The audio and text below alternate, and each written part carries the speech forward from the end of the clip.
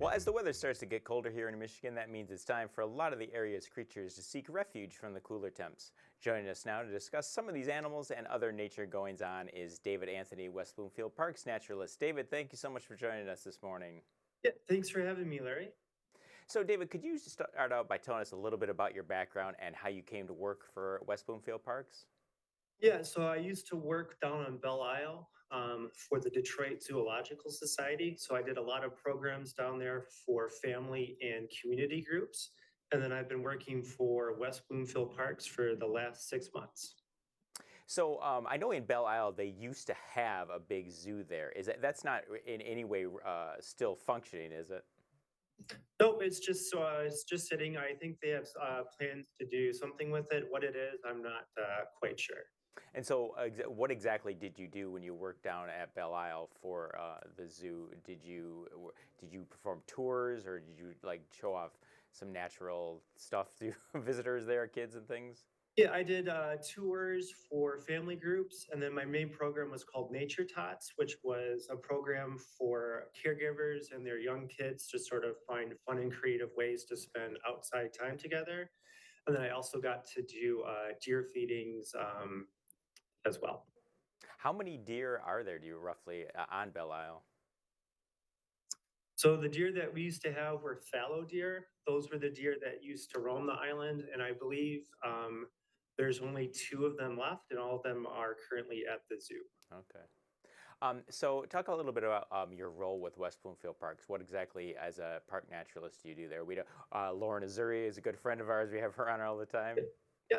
So basically, as a naturalist, I'm sort of teaching people about nature. And then here for West Bloomfield Parks, I'm in charge of private nature appointments and animal care. So for private nature appointments, those would be field trips and then programs for community groups, family groups, or homeschool groups. And some of my favorite programs are my favorite program is called Fur Fins and Feathers.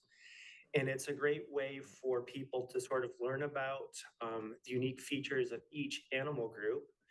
And then for animal care, I get to take care of a red-eared slider, a Butler's garter snake, a gray tree frog, a box turtle, and a tiger salamander. Now, these animals aren't pets, but they're sort of used to teach people about their species. And they're a great way for people to sort of discover and appreciate the nature that they have close to home. So, I didn't even know when I started researching the tiger salamander. I did not even know that this was something that was existed in Michigan. Could you talk a little bit about that salamander and if they are prevalent, how come we never see them?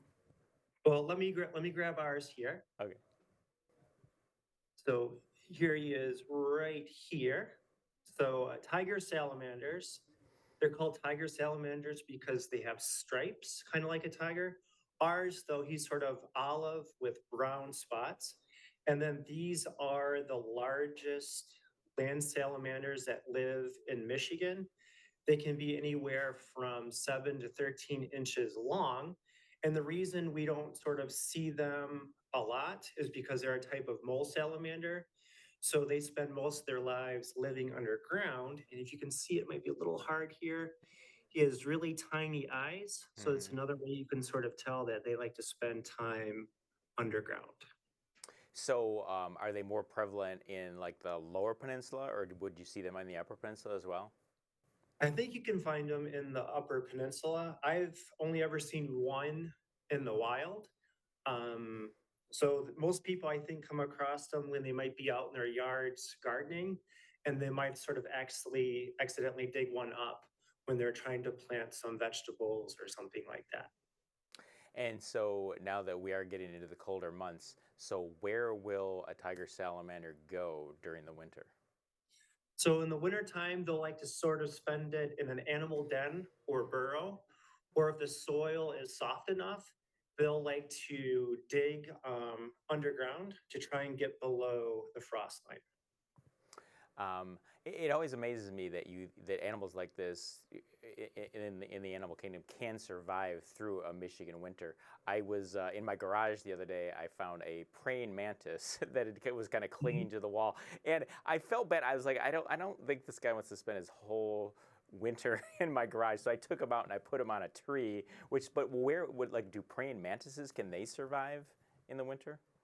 The adults, no. The babies, yes. The adults, as soon as the cold comes, they'll die off. But the babies will sort of spend the winter in an egg case.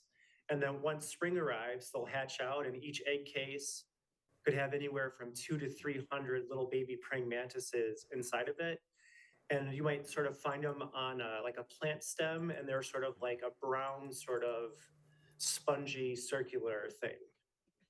Now, is that tiger salamander, is that considered a reptile or is that more of like an amphibious? So these are amphibians, Okay. just like frogs and toads. So like a lot of amphibians, they need good, clean water. So anytime you find a lot of frogs or toads or salamanders, it means the water quality in that area is pretty good. So I actually I saw a toad wandering around my place the other day too. Now, can toads, do they survive in the water over the winter or can, Toads, just like the tiger salamander, they'll like to sort of dig underground to get below the frost line. and then just like the tiger salamanders that, do they enter some sort of like hibernation stage during the Yep. winter or yeah? Yep. Yep. And they'll And, sort of just, yeah, spend the winter underground. And once it rains in the springtime, they'll come up and they're basically looking for a mate. And then they'll sort of lay eggs, maybe eat, and then head back underground. So I know there's some other programs at West Bloomfield Parks that you like to be a part of, and one of them is called Hero Hike. Could you talk a little bit about Hero Hike? Yeah, so for a hero hike, people will get to hike with one of our local firefighters, and then we encourage them to come dressed as their favorite hero. My favorite hero, I think, is Chuck Norris, so I might come dressed as him, maybe with a mullet or a bandana or something like that. I don't know. I'll figure it out probably a couple days before we have the event. So can I ask what created your love for Chuck Norris?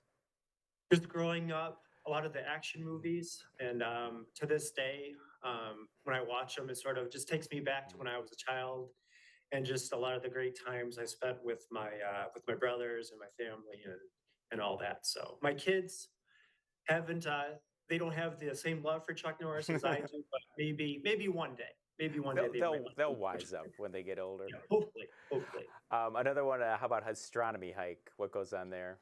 So for the astronomy hike, we'll have the Oakland Astronomy Club, and then we'll get to explore the trail system and the solar system after dark.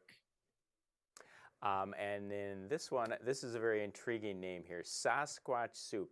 Now, did West Bloomfield Parks discover a Sasquatch? Is this some breaking news that you want to talk about? But you wouldn't have turned it into soup. That would seem unlike what you folks do at the West Bloomfield Parks. What is Sasquatch Soup? So there might be some people that think there's a Sasquatch roaming around West Bloomfield Parks, but I don't think there is one.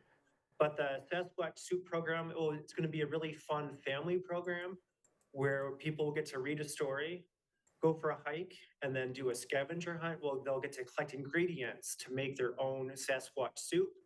So basically, a soup, if Sasquatch were real, maybe they would find the soup that people would make appetizing, and then they would eat it if they were hungry enough, I guess.